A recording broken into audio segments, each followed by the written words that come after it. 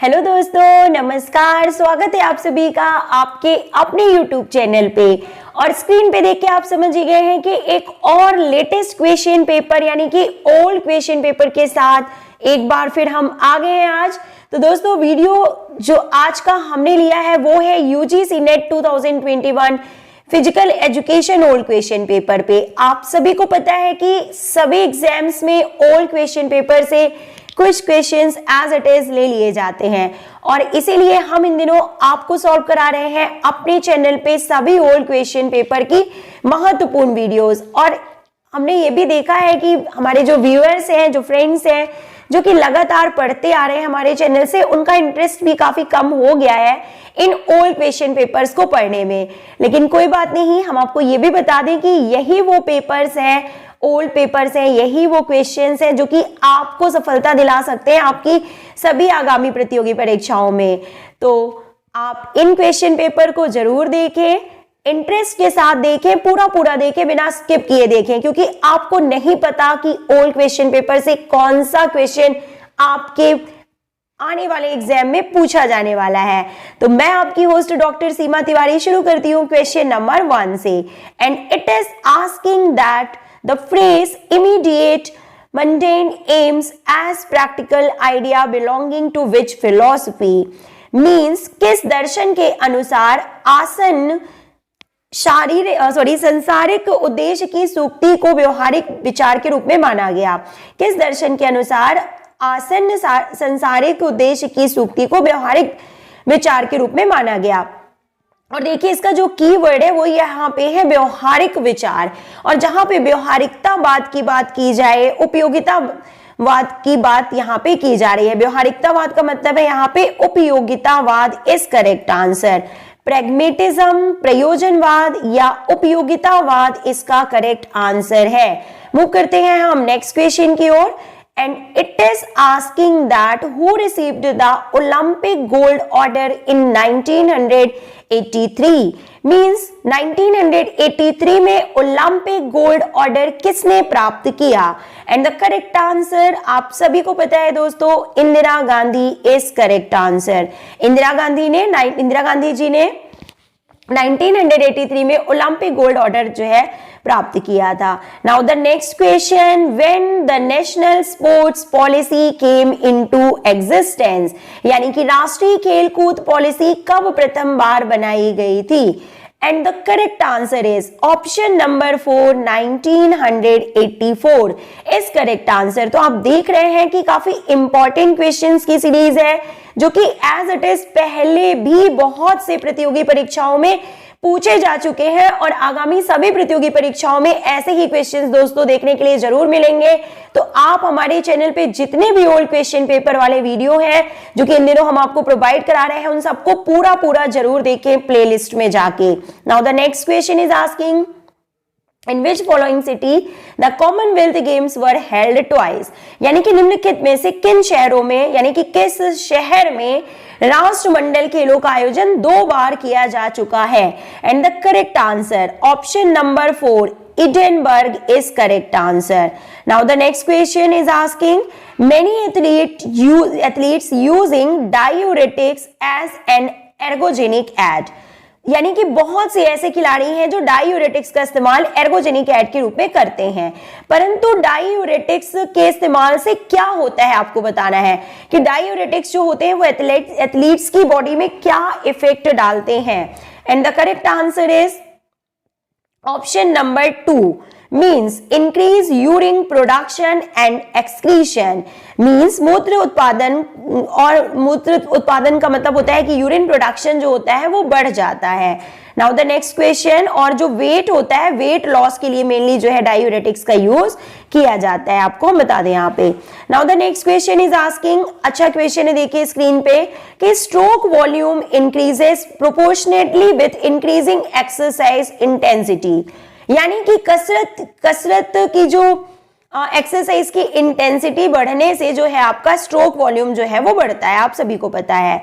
Okay, but achieves its maximal value at about, परंतु सामान्यतः यह अपने अधिकतम वैल्यू तक लगभग कितना पहुंचता है या प्राप्त करता है, कितना होता है? And the correct answer is option number B means 50 to 60%। VO2 max यानी कि कितना usually achieves its maximal value at about, यानी कि कितने VO2 पर जो है ये ज्यादा, सबसे ज्यादा मैक्सिमम रेंज पे पहुंचता है। And the correct answer 50 to 60% is correct answer. Now the next question, women can experience major increase in strength as a result of resistance training. इसका मतलब यह है कि प्रतिरोध प्रशिक्षण यानी रेसिस्टेंस ट्रेनिंग के फलस्वरूप जो महिलाएं होती हैं उनकी जो स्ट्रेंथ है वो बढ़ जाती है, उनकी क्षमता बढ़ जाती है, तथा क्षमता बढ़ोतरी निम्न में से किसके कारण होती है? एंड गेन्स इन स्ट्रेंथ यानी कि स्ट्रेंथ में जो बढ़ोतरी होती है, गेन्स इन स्ट्रेंथ में बी एट्रीब्यूटेड मोर टू, यानी कि ये जो स्ट्रेंथ में इंक्रीजमेंट होता है वो किस कारण से होता है? And the correct answer is option number 2, neural factor is correct answer. Means तंत्रिका तंत्र संबंधी कारक इज करेक्ट आंसर।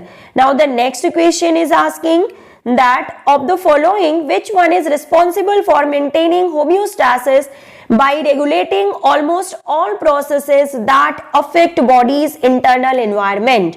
होम्योस्टैसिस को कायम रखने के लिए वह भी उन सभी प्रक्रियाओं को निर्धारित करते हुए जो कि शरीर के आंतरिक वातावरण को प्रभावित करते हैं, उसके लिए निम्नलिखित में से कौन उत्तरदायी है?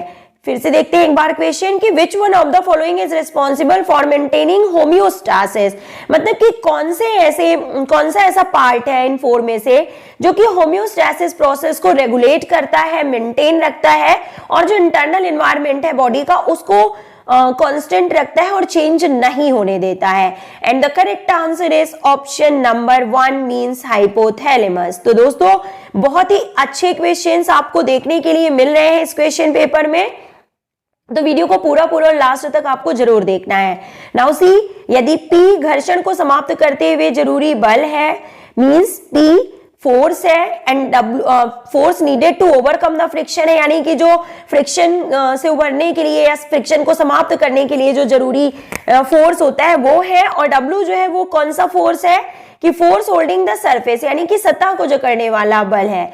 तो जो पूछा गया है कि then the coefficient of friction, मतलब कि म्यू में घर्षण का गुणांक क्या होगा, इसका फॉर्मूला क्या होगा दोस्तों? And the correct answer option number 1, mu means coefficient of friction is equal to होगा आपका P upon W। Okay, this is correct formula to calculate.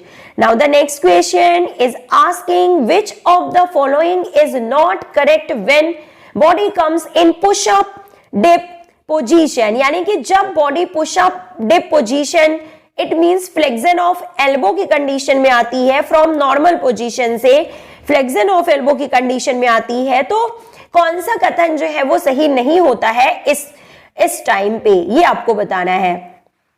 And the correct answer is that shoulder girdle abduction. Option number 3 जो होता है ये यहाँ पे correct नहीं है, जो होता है यानी कि शोल्डर गर्डल का एबडक्शन नहीं होता है इस टाइम पे, यानी कि जब बॉडी जो होती है वो पुशअप डिप पोजीशन कंडीशन में आती है नॉर्मल पोजीशन से, या आप कह सकते हैं फ्लेक्शन ऑफ एल्बो कंडीशन में आती है नॉर्मल पोजीशन से, तो कौन सा जो है वो नहीं होता है? तो देखिए क्या नहीं होता है, ऑप्शन नंबर 3 जो है वो नहीं होता। तो क्या क्या होता है देखिए, शोल्डर ज्वाइनिंग हॉरिजॉन्टल एबडक्शन, ये सही है यहाँ पे, और देन नंबर 2 जो है कि wrist reduction of hyper extension यानी कि फ्लेक्शन, ये भी सही है, और हिप्स फ्लेक्सर्स इन स्टैटिक कॉन्ट्रैक्शन, ये सही है, लेकिन जो ऑप्शन नंबर 3 है वो सही नहीं है। Now the next question, how much force is needed to accelerate a 300 N object 2 metre per second square, यानी कि 300 N न्यूटन की बात यहां पे की गई है, वस्तु को 2 मीटर पर सेकेंड स्क्वायर गति देने के लिए कितना बल लगाने की आवश्यकता होती है? And the correct answer is option number 3, 61.22 Nn। तो दोस्तों हिंदी एंड इंग्लिश दोनों ही लैंग्वेजेस में हम आपको पढ़ के बता रहे हैं, समझा रहे हैं, और क्वेश्चंस भी बहुत ही अच्छे हैं, तो आपको वीडियो को पूरा लास्ट तक देखना है। Now see the next question is asking कि which of the following muscle is not a primary respiratory muscle. निम्नलिखित में से कौन सी मांसपेशी प्राथमिक श्वसन मांसपेशी नहीं है? And the correct answer option number 4, erector spinal एक प्रकार की प्राइमरी रेस्पिरेटरी मसल नहीं है। It means diaphragm, transverse thoracis and levatores costarum जो है ये तीनों प्राइमरी रेस्पिरेटरी मसल में आते हैं, इरेक्टर स्पाइनल नहीं आती। Now the next one, which type of imagery should be used to reduce athletes anxiety prior to a competition? बहुत ही अच्छा क्वेश्चन है, देखिए कि प्रतियोगिता से पूर्व खिलाड़ी के भय को कम करने के लिए किस प्रकार के बिंब का इस्तेमाल किया जाना चाहिए, यानी कि किस प्रकार की सोच या इमेजिनेशन उसके अंदर होना चाहिए तो उसका डर जो है वो कम होगा। And the correct answer is motivational general arousal. Motivational general arousal is correct answer. Now the next one, which type of goal depends not only on your own efforts but also on the ability and play of your opponent? यानी कि किस प्रकार का गोल केवल आपके प्रयास पर निर्भर नहीं करता अपितु आपके विरोधी की योग्यता और खेल पर निर्भर करता है। And the correct answer is option number 1, outcome goal is correct answer. The next question is asking the most basic label of your personality is called as, यानी कि आपके व्यक्तित्व के सबसे मूलभूत स्तर को क्या कहा जाता है? And the correct answer is option number 4, the psychological core is correct answer, यानी कि मनोवैज्ञानिक आधारभूत is correct answer।